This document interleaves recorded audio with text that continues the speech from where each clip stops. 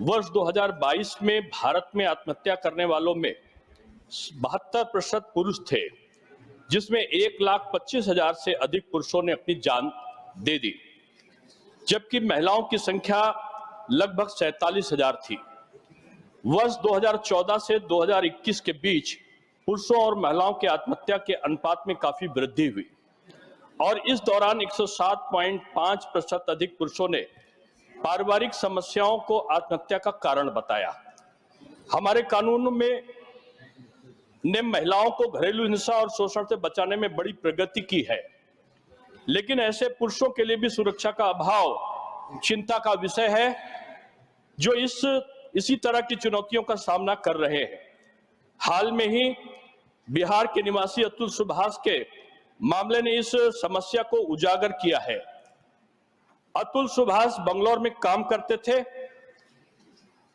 आरोप उन्होंने यह लगाया कि उन्हें उनकी पत्नी द्वारा उत्पीड़न के झूठे आरोप में फंसाया गया। देश की संसद लोकतंत्र का वो मंदिर जहां आए दिन बड़े बड़े मुद्दे उठाए जाते हैं, विपक्ष सरकार पर हमला बोलता है, सरकार विपक्ष की कमियां बताती है। आज वहां अतुल सुभाष का मैटर भी पहुंच गया। जी हां, राज्यसभा सांसद डॉक्टर दिनेश शर्मा, जो कि उत्तर प्रदेश के पूर्व उप मुख्यमंत्री भी रहे हैं, लखनऊ के मेयर भी रहे हैं, भारतीय जनता पार्टी के नेशनल वाइस प्रेसिडेंट भी रहे हैं, उन्होंने बहुत जोश शोर से इस मुद्दे को संसद में उठाया। डॉक्टर दिनेश शर्मा ने साफ तौर पर कहा कि झूठे आरोपों का सामने करने वाले जो पुरुष हैं, उनके लिए कानूनी और भावनात्मक समर्थन अवेलेबल नहीं है। ना उन्हें कानूनी रूप से मदद मिलती है, ना ही उनके साथ सिंपैथी होती है। बावजूद इसके कि उनके साथ टॉर्चर हो रहा होता है, बावजूद इसके कि उनकी संपत्ति का शोषण हो रहा होता है, बावजूद इसके कि उनकी बदनामी हो रही होती है, वो सही होते हैं और गलत केसों में फंसा दिए जाते हैं। इस पूरे मामले पर डॉक्टर दिनेश शर्मा, राज्यसभा सांसद, ने आंकड़ा दिया। उन्होंने एनसीआरबी का आंकड़ा देते हुए ये बताया कि साल 2022 की अगर बात की जाए तो 72% पुरुषों ने आत्महत्या की है। आंकड़े के मुताबिक 1,25,000 पुरुषों ने खुदकुशी की। महिलाओं का आंकड़ा 47,000 था। 1,25,000 पुरुषों से ज़्यादा 1,25,000 से ज़्यादा जो पुरुषों ने खुदकुशी की, उसमें 1,10,000 से ज़्यादा पुरुष ऐसे थे जिनका घरेलू क्लेश, पारिवारिक विवाद और घरेलू हिंसा के झूठे मुकदमे, कोई ना कोई ऐसा मैटर चल रहा था। पूरे मामले पर 3 तरह से अपनी स्पीच देते हुए डॉक्टर दिनेश शर्मा नजर आए। पहला मुद्दा उन्होंने ये उठाया कि जो झूठे केस करते हैं घरेलू हिंसा की आड़ में या उन कानूनों को लेकर, जिसमें भारतीय दंड संहिता की धारा 85 है और साथ ही साथ आप 498 का भी एग्जाम्पल ले सकते हैं, उन लोगों पर जो कि झूठे घरेलू हिंसा के केस करते हैं, कार्रवाई होनी चाहिए और सख्त कानून बनने चाहिए, कड़ा एक्शन उनके खिलाफ लिया जाना चाहिए। पहला मुद्दा ये था। दूसरा, अतुल सुभाष को लेकर उन्होंने गर्मजोशी से मामला उठाया कि अतुल सुभाष, जो कि बेंगलुरु के इंजीनियर थे, बिहार के रहने वाले थे और उनकी शादी एक लड़की से हुई थी जो कि उत्तर प्रदेश की रहने वाली थी। वो हाल फिलहाल दिल्ली एनसीआर में रह रही थी। किस तरह से उनको टॉर्चर किया गया और क्या मामला रहा, ये मैटर बहुत ज़्यादा इम्पोर्टेंट था। और साथ ही साथ उन्होंने जो मेन मुद्दा उठाया वो था घरेलू हिंसा कानून को जेंडर न्यूट्रल बनाने की मांग। घरेलू हिंसा जो कानून है वो जेंडर न्यूट्रल नहीं है, लिंग के आधार पर भेदभाव किया जाता है और अगर घरेलू हिंसा लड़की करती है उस पर कोई कार्रवाई नहीं होती है। तो यहाँ पर एक अगर सांसद संसद में खड़े होकर ये बात कह रहे हैं कि घरेलू हिंसा के कानून को जो है जेंडर न्यूट्रल बनाने की ज़रूरत है, तो जाहिर है कि ये काफ़ी गंभीर विषय है अपने आप में। पुरुषों के लिए जो सुरक्षा है उसका जो अभाव है वो एक चिंता का विषय है, ये भी कहते हुए नजर आए।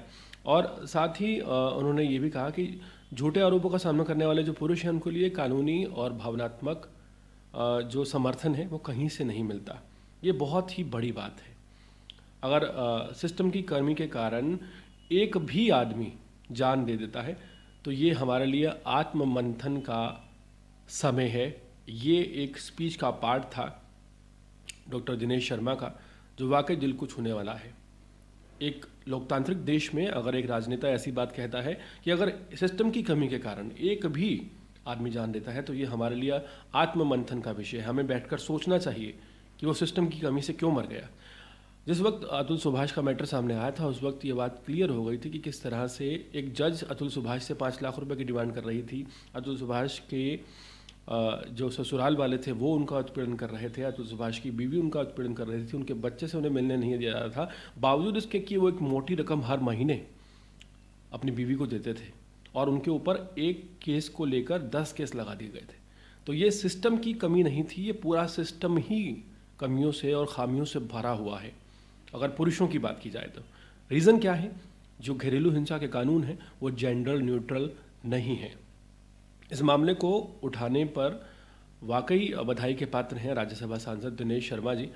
और जो मैटर है, दरअसल अतुल सुभाष जैसे कई मैटर हैं जो कि सामने आए, लेकिन अतुल सुभाष का मैटर ही क्यों संज्ञान में आया, ये एक सोचने का और मंथन करने का विषय है। जिस तरह से वो टॉर्चर हुए, उन्होंने अपनी स्पीच में कहा, हर पन्ने पर जो नोट लिखा उन्होंने मेंशन किया जस्टिस इज़ ड्यू।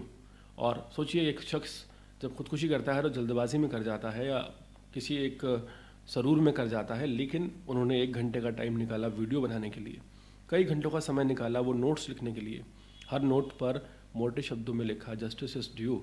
तो वाकई ये बात संसद तक तो पहुंचनी ही थी।